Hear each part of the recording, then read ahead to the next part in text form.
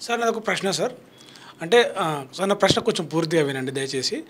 ఒకప్పుడు సార్ స్కూల్‌లో సార్ దగ్గరికెళ్ళి ఒక స్టూడెంటు ఏదైనా అడగాలంటే భయపడేవాళ్ళు. "ఏయ్! నడు నీకు తెలవదు నన్ను అడుగుతున్నావారా" అని చెప్పేసి ఒక రకమైన బెదిరిచ్చో, అదిరిచ్చో పంపించేవాళ్ళు పిల్లల్ని.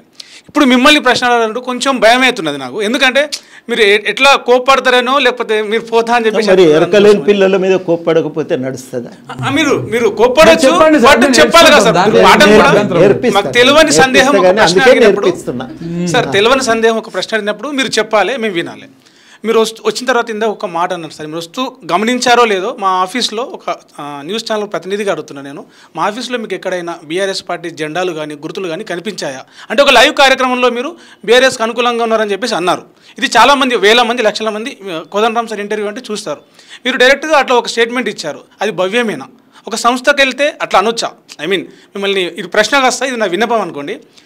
మా ఛానల్లో ఎక్కడైనా టీఆర్ఎస్ పార్టీ కానీ కాంగ్రెస్ పార్టీ కానీ వ్యతిరేకంగా అనుకూలంగా ఏదో బీజేపీ పార్టీకి కానీ అనుకూలంగా వ్యతిరేకంగా స్టిక్కర్లు పోస్టర్లు జెండాలు ఏమైనా కనిపించాయా? మీరు ఎట్లా ఆ మాట అంటారు సార్? మీ స్థూలమైన దృక్పథము టీఆర్ఎస్ అనుకూలంగా ఉంది అనేది బయట ప్రచారం. నిరుద్యోగుల సమస్యల మీద ప్రజల సమస్యల మీద ప్రశ్న అడిగినావు, నేను చెప్పేది వినాలి కదా. స్థూలంగా మీ మీద బయట అట్లాంటి ఒక అపవాదం అయితే ఉంది. ఎందుకుంది నాకు తెలియదు. ఆ అపవాదు కారణంగా నేను రాకుండా ఉండలేదు కదా. ఎందుకంటే అపవాదులు 1000 రకాలుగా ఉంటాయి. ఈ వీరు నాకు చాలా రోజులుగా పరిచయము. వారు జర్నలిజంలో వారు చేస్తున్న కృషిని గుర్తించిన వారు అడిగినరు కాబట్టి నేను తప్పకుండా వచ్చాను. వేరే వాళ్ళు అడిగితే నేను 10 సార్లు ఆలోచించుకుంటా, కానీ వారు అడిగినరు కాబట్టి ఒక బాధ్యత గల జర్నలిస్ట్ ఇక్కడ ఉన్నారు కాబట్టి నేను